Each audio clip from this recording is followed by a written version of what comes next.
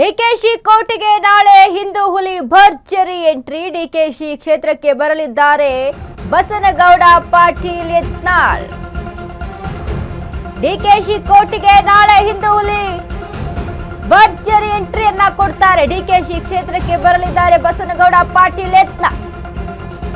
Bidadi smart city ಯೋಜನೆ ಯತ್ನಾಳ್ ಮಹಾಕಹಳೆಯನ್ನ ಊದ್ತಾ ಇದ್ದಾರೆ. ರೈತರ ಪರವಾಗಿ ಅಖಾಡಕ್ಕೆ ಎಂಟ್ರಿ ಕೊಡಲಿರುವಂತಹ ಯತ್ನಾಳ್ 450 ದಿನಗಳಿಂದ ನಿರಂತರ ಪ್ರತಿಭಟನೆ ನಡೆಸುತ್ತಿರುವಂತಹ ಬಿಡದಿ ರೈತರು ಪ್ರತಿಭಟನಾ ನಿರತ ರೈತರನ್ನ ಭೇಟಿ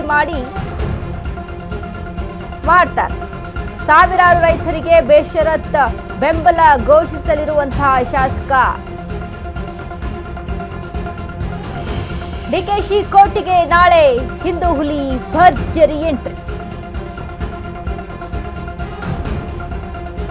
ಡಿಕೆಶಿ ಬಿಡದಿ ಸ್ಮಾರ್ಟ್ ಸಿಟಿ ಯೋಜನೆ ಯತ್ನಾಳ್ ಮಹಾಕಹಳೆ ನಾಳೆ ರೈತರ ಪರವಾಗಿ ಅಖಾಡಕ್ಕೆ ಎಂಟ್ರಿ ಕೊಡಲಿರುವಂತಹ ಯತ್ನಾಳ್ ನಿರಂತರವಾಗಿ 450 ದಿನಗಳಿಂದ ಪ್ರತಿಭಟನೆ ನಡೆಸ್ತಾ ಇರುವಂತಹ ಬಿಡದಿ ರೈತರು ಬಿಡದಿ ಟೌನ್ಶಿಪ್ ವಿಚಾರಕ್ಕೆ ಸಂಬಂಧಪಟ್ಟಂತೆ ಗವರ್ಮೆಂಟ್ ಅಕ್ವೈರ್ ಮಾಡ್ಕೊಳ್ಳುತ್ತೆ ಅಂತ ಏನು ಹೇಳ್ತಾ ಇದೆಯಲ್ಲ.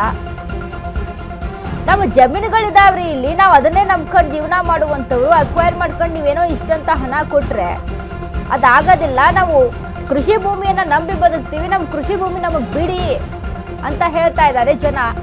ಇದನ್ನ ವ್ಯಕ್ತಪಡಿಸಿ ಪ್ರತಿಭಟನೆಗೆ ಮುಂದಾಗಿರುವಂಥದ್ದು. 450 ದಿನಗಳಿಂದ ನಿರಂತರ ಪ್ರತಿಭಟನೆ. ಬಿಡದಿ ಸ್ಮಾರ್ಟ್ ಸಿಟಿ ಯೋಜನೆ ಅಡಿಯಲ್ಲಿ ಏನು ಕುಮಾರಸ್ವಾಮಿ ಇದ್ರ ಬಗ್ಗೆ ಧ್ವನಿ ಎತ್ತುತ್ತಾರೆ. ಕುಮಾರಸ್ವಾಮಿ ಮಾತನಾಡ್ತಾರೆ ಬಿಡದಿ ಟೌನ್ಶಿಪ್ ವಿಚಾರಕ್ಕೆ ಸಂಬಂಧಪಟ್ಟಂತೆ. ಅಲ್ಲೇನು ಚರ್ಚೆ ಆಗುತ್ತೆ, ಅದಾದಮೇಲೆ ಅದರ ಒಂದು ಚರ್ಚೆ ಅವರವರ ವೈಯಕ್ತಿಕ ಆಸ್ತಿ ವಿಚಾರಕ್ಕೆ ಎಲ್ಲ ಬಂದು ನಿಂತು ಬಿಡುತ್ತೆ ವಾಕ್ ಸಮರಗಳು. ಸೊ ಹಾಗಾಗಿ ಬಿಡದಿ ಟೌನ್ಶಿಪ್ ವಿಚಾರಕ್ಕೆ ಸಂಬಂಧಪಟ್ಟಂತೆ ದೇವೇಗೌಡರು ಕೂಡ ಇದಕ್ಕೆ ಕೈ ಜೋಡಿಸ್ತಾರೆ. ಅವರು ಹೇಳ್ತಾರೆ, ಸಿದ್ದರಾಮಯ್ಯ ಅವ್ರನ್ನ ಮನವಿ ಮಾಡ್ತೀನಿ, ನಾನು ಈ ಪ್ರಾಜೆಕ್ಟ್ ಬೇಡ, ರೈತರಿಗೆ ಅವ್ರ ಕೃಷಿ ಭೂಮಿಯನ್ನು ಬಿಟ್ಕೊಟ್ಟು ಬಿಡ್ಲಿ ಅಂತ ನಾನು ಮನವಿ ಮಾಡ್ತೀನಿ ಅನ್ನುವಂಥ ಮಾತನ್ನ ಆಡ್ತಾರೆ. ಬಿಡದಿಯಲ್ಲಿ ಸರ್ಕಾರದ ವಿರುದ್ಧ ರೈತರ ಮಹಾ ಸಮರ. ಬರೋಬ್ಬರಿ 25 ಹಳ್ಳಿಗಳ ಭೂ ಸ್ವಾಧೀನಕ್ಕೆ ತೀವ್ರ ಆಕ್ರೋಶ ವ್ಯಕ್ತವಾಗ್ತಾ ಇದೆ. ಬಿಡದಿ ವ್ಯಾಪ್ತಿಯ 25 ಹಳ್ಳಿಗಳ ಭೂಮಿ ಮೇಲೆ ಸರ್ಕಾರದ ಕಣ್ಣು. ಎಐಸಿಟಿ ಸ್ಯಾಟಲೈಟ್ ಸಿಟಿ ನಿರ್ಮಾಣ ಮಾಡುತ್ತಂತೆ ಸರ್ಕಾರ. ಬೈರಮಂಗಲ ಕಂಚುಗಾರನಹಳ್ಳಿ ಗ್ರಾಮ ಪಂಚಾಯಿತಿ ರೈತರ ವಿರೋಧ. ಇದಕ್ಕೆ ಭೂಮಿ ಕಸಿಯಲು ಸಂಚು ಎಂದು ಆರೋಪಿಸುತ್ತಿರುವ ರೈತರು. ತೆಂಗು, ಅಡಿಕೆ, ಮಾವು, ರೇಷ್ಮೆ ಬೆಳೆಯೂ ಕೂಡ ಅಲ್ಲಿ ಬೆಳೀತಾರೆ. ಎಐಸಿಟಿ ಮಾಡಲು ಫಲವತ್ತಾದ ಭೂಮಿಯೇ ಬೇಕಾ ಅಂತ ರೈತರು ಪ್ರಶ್ನೆ ಮಾಡ್ತಾ ಇದ್ದಾರೆ. ಡಿಕೆ ಶಿವಕುಮಾರ್ ಸರ್ಕಾರಕ್ಕೆ ಯತ್ನಾಳ್ ಪ್ರಶ್ನೆ. ರೈತರ ಫಲವತ್ತಾದ ಭೂಮಿ ಬೇಕೆಂದ್ರೆ ನಿಮಗೆ ಇಂಪ್ರೂವ್ಮೆಂಟ್ ಮಾಡೋದಕ್ಕೆ, ಕಾಮಗಾರಿ ಮಾಡೋದಕ್ಕೆ ಎಐಸಿಟಿ ಮಾಡಬೇಕು ಅಂತ ಅಂದ್ರೆ ಬೇರೆ ಕಡೆ ಜಾಗ ಹುಡ್ಕೊಳ್ಳಿ, ಇದು ರೈತರ ಭೂಮಿ, ರೈತರಿಗೆ ಬಿಟ್ಟು ಬಿಡಿ. ನಾಳೆ ಬಿಡದಿಯಲ್ಲಿ ಬೃಹತ್ ಪ್ರತಿಭಟನಾ ಸಭೆ ಆಯೋಜನೆ. ನಾಳೆ ಕಾವೇರಲಿದೆ ಬಿಡದಿ ಟೌನ್ಶಿಪ್ ಹೋರಾಟದ ಕಿಚ್ಚು. ಡಿಕೆ ಶಿವಕುಮಾರ್ ಸರ್ಕಾರಕ್ಕೆ ಯತ್ನಾಳ್ ಪ್ರಶ್ನೆ.